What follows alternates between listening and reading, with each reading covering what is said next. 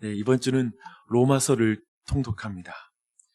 리빌딩 60일의 반환점을 도는 이 시점에 로마서를 볼 수 있다는 게 너무나 감사하고요. 하나님의 또한 섭리하심 속에 있는 일이라 믿습니다.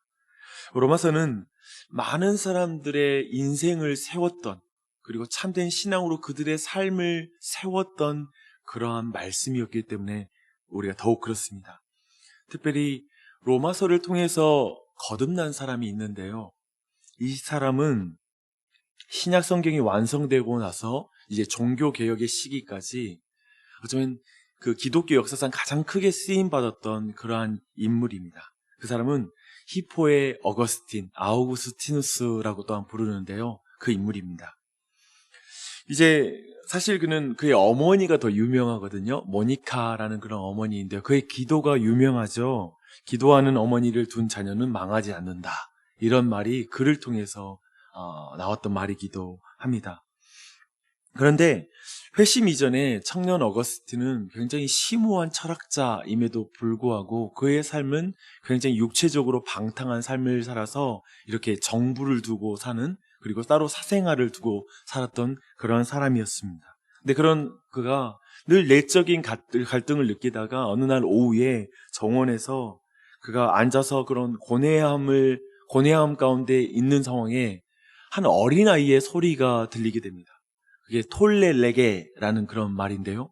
그 말은 뭐냐면 책을 들어 읽으라 라는 말이 갑자기 어디선가 소리가 들리는 거예요. 자꾸 귀에. 그래서 그는 일어서서 그의 숙소로 들어가 이제 성경책을 펴서 딱 읽기 시작합니다.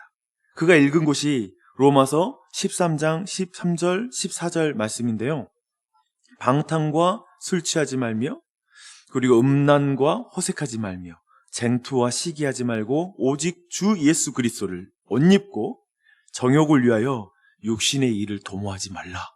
이 말씀을 딱 읽은 거예요. 거기서 그는 그리스도 안에 있는 그 하나님의 진리의 빛이 그를 강하게 비치게 됩니다. 그래서 그는 거기서 회심하여 구원받아서 기독교 역사에서 등대와 같이 쓰임받고 있고, 지금도 저는 제가 아는, 내가 사랑하는 목사님들 그리고 저자들이 끊임없이 어거스틴의 그 저작물로 그 진리의 빛을 경험하고 있습니다. 참 아름다운 일이죠. 이렇게 로마서가 한 사람을 세웠고요. 그리고 그 한 사람이 기독교 역사에서 수많은 교회를 세웠습니다. 이런 놀라운 일이죠. 그렇다면 어디서 출발하죠? 어거스틴은 주한 인물이 사람을 세운 것입니까? 아니죠. 하나님의 말씀이 사람을 세웁니다. 오직 로마서의 말씀이, 그 진리가 우리를 세우는 줄 믿습니다. 어제 우리가 요한계시록 1장 3절 말씀 기억하실 텐데요. 이 예언의 말씀을 읽는 자와 듣는 자와 그 가운데 기록한 것을 지키는 자는 복이 있나니 때가 가까움이라 라고 이렇게 말씀하고 있습니다. 어거스틴은 이 말씀에 순종하여 구원의 복을 받은 줄 믿습니다. 그렇죠? 말씀을 들어 읽어, 그리고 그것을 지킴으로 말미암아, 믿음으로 말미암아 구원을 받았으니 말입니다. 우리도 주님의 말씀, 이 한 주 동안에 로마서 말씀 부지런히 집어 읽고, 그리고 그 말씀 묵상하고, 그리고 지키고 하는 그런 은혜가 우리 모두에게 넘치기를 바랍니다. 그것이 우리의 삶을 세웁니다. 그렇죠? 이제 루터와 함께 특별히 종교개혁의 중요한 지도자 중에 하나였던 칼뱅도 로마서에 대해서 이렇게 말합니다. 로마서는 성경 속에 깊숙이 숨겨져 있는 모든 보화들을 찾을 수 있게 해주는 입구이다. 입구이다라고 표현해요. 그리스도 안에 있는 하나님의 긍휼을 통해서만 의롭게 된다라는 이 복음은 오직 믿음으로만 깨달을 수 있다. 이것이 이 책의 핵심이다. 이 책의 핵심은 오직 복음 안에만 하나님의 의가 드러나고, 그리고 그 의를 믿음으로 말미암아 우리는 구원을 받는다라는 것이 바로 이 책의 핵심 내용이 되겠습니다. 그래서 오늘 로마서의 핵심인 복음에 나타난 하나님의 의, 오늘 말씀 보면 17절 말씀이에요. 복음에 나타난 하나님의 의, 이걸 믿음으로 말미암아 구원에 이르게 된다라는 것이고요. 바로 이것을 15절을 보니까요, 로마에 있는 사람들에게 전하고 싶었던 복음의 내용이 바로 이것입니다. 그러니까 이제 이 로마서를 읽을 때 우리는 이것을 발견하는 것이죠. 근데 복음을 우리는 하나님의 사랑을 중심으로 이해하는 현대인의 감성을 가지고 있습니다. 그렇죠. 우리는 대부분 복음에 대해서 하나님은 널 사랑하셔. 그래서 예수님이 십자가에 죽으셔서 그분을 믿으면 구원을 얻어 라는 이 체계로 우리는 복음을 이해하는 대목이 이런 방식이었습니다. 근데 사도 바울이 이해하는 복음은 하나님의 의와 관련되어 있습니다. 하나님의 사랑이라는 거, 하나님의 사랑이 없다는 말은 아닙니다. 하지만 하나님의 의로 복음을 설명하고 있습니다. 근데 먼저 하나님의 의는 뭘까요? 하나님의 의는 하나님의 법정에서 옳다고 판결받는 게 의의 상태입니다. 그래서 우리 모두가 하나님의 법정이 있었을 때 넌 의로워 라는 그 상태가 바로 하나님의 의라고 말할 수가 있습니다. 근데 하나님의 의는 누구에게 어떻게 나타날까요? 먼저 죄인에게 하나님의 의는 어떻게 나타날까요? 성경 말하는 건 죄인에게 하나님의 의가 나타나면 진노와 심판으로 나타난다라고 말씀하고 있습니다. 하나님의 심판이 없는 사람이 있을까요? 없죠. 모든 사람이 죄를 범하였음에 하나님의 진노와 하나님의 심판을 피할 수가 없다라고 로마서는 강하게 주장하고 있습니다. 근데 그렇다면 모든 죄인은 어떻게 구원을 받습니까? 그래서 하나님의 의가 두 번째 대상을 향해 나타나야 됩니다. 그 두 번째 대상은 뭐냐면 이제 복음의 하나님의 의가 나타나는 것이죠. 근데 이 복음은 곧 예수 그리스도입니다. 즉 복음은 어떤 체계가 아니라 어떤 진리 체계가 복음이 아니라 예수 그리스도라는 인격이 바로 복음이거든요. 그래서 우리는 그 복음을 믿고 교제함으로 구원받는 것이지 내가 깨달아 내가 추적하여서 알아내는 진리 체계로가 그 내용이 우리를 구원하는 게 아니니까요. 복음은 예수 그리스도예요. 근데 예수 그리스도의 복음 하나님의 의가 어떻게 나타나죠? 동일하게 심판으로 나타납니다. 하나님은 예수 그리스도에게 심판을 드러내시죠. 어디에서? 십자가 위에서 하나님의 공의로운 진노가 예수 그리스도께 쏟아집니다. 그래서 십자가는 하늘 법정에서 죄인들에게 내리는 모든 의로운 형벌이 다 예수 그리스도께 쏟아지는 사건이 바로 십자가라고 우리는 이해하고 있습니다. 그래서 십자가에서 우리의 죄를 조금도 그냥 넘어가지 않고 우리의 모든 죄를 향해 무섭게 진노하심으로 형벌을 나타내는 그 하나님의 의가 나타나는 게 바로 십자가라는 것입니다. 오른팔결이죠. 로마서는 이렇게 복음 안에서 하나님의 의가 나타나는데 죄인이 하나님의 진노로부터 구원받을 수 있는 유일한 길은 바로 예수 그리스도에게 쏟아진 하나님의 의, 하나님의 공의로운 심판이 바로 나의 죄를 위한 심판을 대신 당하신 것이다 라는 그것을 믿음으로 말미암아 바로 하나님의 의를 얻는 것이다 라고 이렇게 말씀하고 있습니다. 이런 개념은 우리가 이해하는 복음의 결과 많이 다릅니다. 우리가 생각하는 복음은 아까 말씀드린 것처럼 하나님의 사랑과 깊이 관련되어 있습니다. 네, 그래서 당신은 사랑받기 위해 태어난 사람으로 점철되는, 어쩌면 그렇게 표현되는, 그러니까 하나님도 마땅히 인간을 사랑해야 하는 거 아니야? 라는 식의, 어쩌면 하나님의 사랑을 당연히 요구해야 되고 십자가는 당연한 거야 라는 식으로 생각을 하게 됩니다. 그러나 하나님의 의와 관련하여 복음을 설명하는 사도 바울의 표현을 이제 그 뒤로 쭉 보십시오.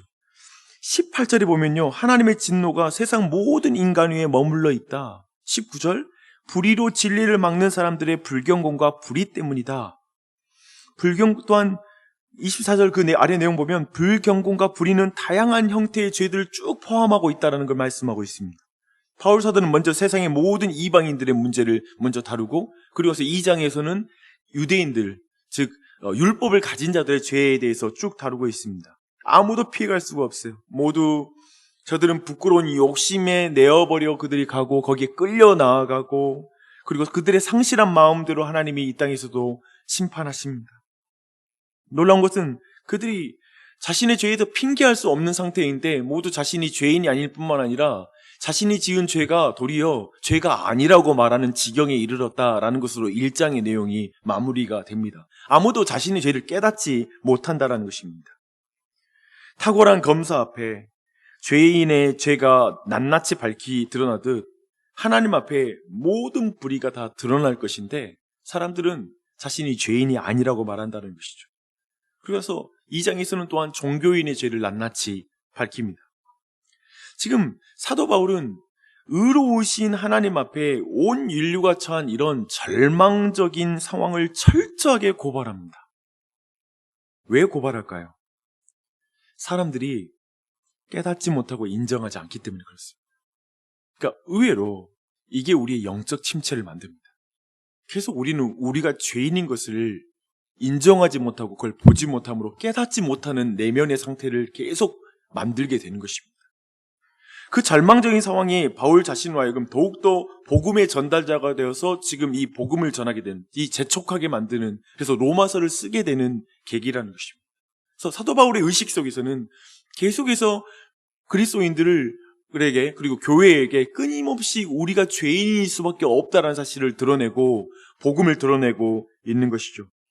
이제 바울이 로마서를 통해서 우리에게 전해준 참 복음의 내용이 무엇인지를 보십시오. 제가 이 말씀 보는데 요한일서 1장 9절 말씀이 생각나요. 그러니까 하나님의 그 복음에 나타난 하나님의 의인데 하나님의 의의 복음이거든요. 근데 그것은 요한일서 1장 9절에 보면 이런 말씀이 있습니다. 만일 우리가 우리 죄를 자백하면 저는 미쁘시고 의로우사 우리 죄를 사시며 우리를 모든 불의에서 깨끗하게 하실 것이요 라고 말합니다. 우리가 이해하는 식으로 복음을 설명하면 이렇게 말하는 게 맞아요. 그는 미쁘시고 의로우사 사랑이사 우리의 죄를 사시며, 그렇죠? 그렇게 설명하는 게 더 나은데 의로우사라고 말하니까 이게 이해가 되지 않습니다. 의로움이 용서의 근거가 된다는 것이 이해할 수 없는 말씀이 되는 것이죠. 그런데 그게 바울이 전하는 복음에서는 핵심입니다. 핵심 개념이에요. 우리의 죄가 용서되는 근거는 우리의 죄를 넘어가 주시는 하나님의 사랑이 아닙니다. 우리의 실패를 그냥 넘어가지고 기준을 낮춰주는 것이 바로 하나님이 우리를 용서하시는 게 아니에요. 하나님이 의로운 눈을 한쪽 눈은 감아버리고 사랑의 눈만 떠가지고 우리가 구원받는 게 아니에요. 하나님이 우리의 죄에 대해서 심판하지 않고 넘어가서 우리가 구원을 받는 게 아니에요. 도리어 로마서도 모든 성경도 강조하는 것 뭐냐면 우리의 심판이 이미 일어났다고 말하는 거예요. 중요합니다. 의롭게 예수 그리스도 안에서 우리에 대한 심판이 이미 일어난 것입니다.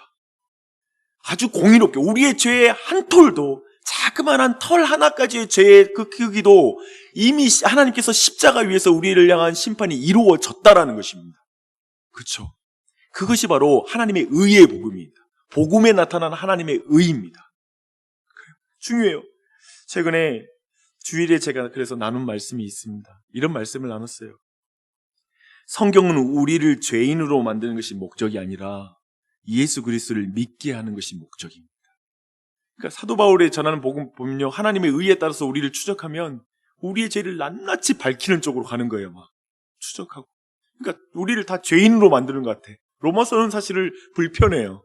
근데 그게 목적이 아니라 모든 죄인으로 그리스도를 붙잡게 하는 것이 로마서의 목적인 것이죠. 그래서 하나님의 의의 복음인 것입니다. 로마서 1, 2장을 보면 모두 죄인으로 우리를 규정합니다. 아까 말한 것처럼 사람들이 인정하지 않기 때문이죠. 그리고 제가 배운 것은 이것입니다. 많은 영적 침체의 원인, 그리고 영적 침체로부터 우리가 잘 벗어나지 못하는 이유가 뭐냐면 복음에 나타난 하나님의 의의 복음이 아니라 우리가 모호한 복음을 붙잡기 때문에 그렇습니다. 대부분이 그 모호한 사랑이라는 개념입니다. 무슨 말이냐면 하나님 사랑하시니까 그냥 용서해 주실 거야. 모든 게 자기 감정이에요. 내가 지금 하나님의 사랑이라는 걸 믿으면 용서 받는 것 같고, 지금 하나님과 관계가 안 좋고 뭔가 죄지면 또 하나님의 사랑이 안 믿어지면 또 용서 못 받는 것 같고, 항상 그 모호한 감정 중심으로 하나님이 나를 용서하시고 사랑한다는 느낌을 계속 받는 거예요. 그러다 보니까 계속 자신의 영적 상태에 의해서 하나님의 용서와 이런 부분들을 생각하게 됩니다. 그러다 보니까 안 그러면 예수님 너를 위해서 죽으셨으니 이제부터는 내가 최선을 다해야 돼, 이런 식의 뒤틀린 신앙관을 갖다 보니까 결국에는 뭐냐면 자책감과 그리고 죄책감들이 굉장히 많습니다. 그리고요, 똑같은 죄를 한두 번도 아니죠. 여러 번 짓고 계속 반복해서 기도하잖아요. 어느 순간 염치 없어서 기도를 못한다는 느낌에 시달리게 됩니다. 그런데 제가 침체되었을 때 나를 일으켰던 복음은 뭐냐면 복음에 나타난 하나님의 의입니다. 그러니까 내 자신의 수준, 내 자신의 어떤 결심, 내 자신의 의지, 노력, 여기로부터 내가 복음을 붙잡는 능력, 내 안에 복음을 믿는 어떤 간절함, 이것으로 내 안에 의의가 확보되는 것이 아니라 나에 대한 모든 심판이 예수 그리스도 외부에서 낯선 저 십자가 위에서 나에 대한 모든 심판이 의롭게 다 이루어졌다라는 거예요. 그래서 지금도 우리를 중보하시는 예수 그리스도께서는 하늘나라에서 이렇게 우리가 회개 기도할 때 이렇게 하나님 앞에 변호하지 않으세요. 예를 들면 이런 거죠. 하나님 또 용서를 구하니까 좀 넘어가 주십시오. 한 번만 더 참아 주십시오. 이렇게 하나님이 화가 나 계시는데 또 예수님이 나를 위해서 중보하실 때 한 번만 더 참아주세요. 더 참으세요. 이런 식으로 하지 않으시고요. 예수님께서는 하나님, 저는 나의 아들입니다. 나를 믿습니다. 나를 보십시오. 저의 죄를 이미 다 심판받지 않았습니까? 라고 나를 변호하신다고요. 이걸 우리는 믿고 의로워지는 것입니다. 여러분, 이게 우리를 회복시켜요. 때로는 나에게 아무런 소망이 없는, 나는 아무런 회복의 자격이 없다는 걸 느낄 때, 저 예수 그리스도를 바라보고 그분이 행하시는 일을 볼 때, 그분 안에서 하나님의 의가 이루어진 걸 볼 때 우리는 진정 다시 일어설 소망이 있는 것입니다. 사랑하는 여러분, 그래서 우리 17절 말씀 다시 한 번만 읽어보게요. 그리고 같이 기도하겠습니다. 다 함께 읽겠습니다. 복음에는 하나님의 의가 나타나서 믿음으로 믿음에 이르게 하나니 기록된 바 오직 의인은 믿음으로 말미암아 살리라 함과 같으니라. 여러분, 우리는 이제 그 복음의 원래 그대로의 모습을 계속 살피게 될 것이고 거기서 우리 자신의 신앙을 한번 점검해 보시는 그런 기간을 가지시길 바랍니다. 저는 로마서가 기독교 역사속에서 수많은 사람들을 복음으로 인도하고 그들을 세운 말씀이라고 믿습니다. 그러하게 저도 이 기회에 그 복음을 더 배우고 싶어요. 여러분도 그 복음을 깊이 배우는 기간이 됐으면 좋겠어요. 제가 요즘 배우는 게 한 가지 있습니다. 리빌딩 60일을 심지어 목사도 내가 은혜 받아야지 하고 참여했을 때 진짜 변화가 되더라고요. 그러니까 딱 보니까요, 참여하는 경우는 내가 은혜 받아야지 하는 사람들이 다른 사람을 세워요. 그러니까 이런 사람 없더라고요, 교회에는. 나는 세워졌으니까 내가 저 사람 좀 세워줘야 되겠네. 저 사람 좀 세워줘야 되겠네. 이렇게 하나님의 은혜에 나아간 사람을 거의 본 적이 없어요. 도리어 내가 우리 교회에서 제일 은혜 받아야 될 죄인입니다 라는 마음을 가진 사람들이 도리어 더 많은 사람들을 세우게 되더라고요. 그렇죠? 그런 은혜가 있었으면 좋겠어요. 이것에 우리가 더 복음 만나야 되니까 로마서 말씀 더 집어들어서 읽고 그리고 우리가 묵상하고 기도하고 지키는 은혜가 우리 모두에게 넘치길 바랍니다. 그것만이 우리를 회복시킬 거예요. 복음에 나타난 하나님의 의가 지금 참으로 우리가 그걸 믿음으로 말미암아 우리가 다시 일어설 줄 믿습니다. 기도하겠습니다.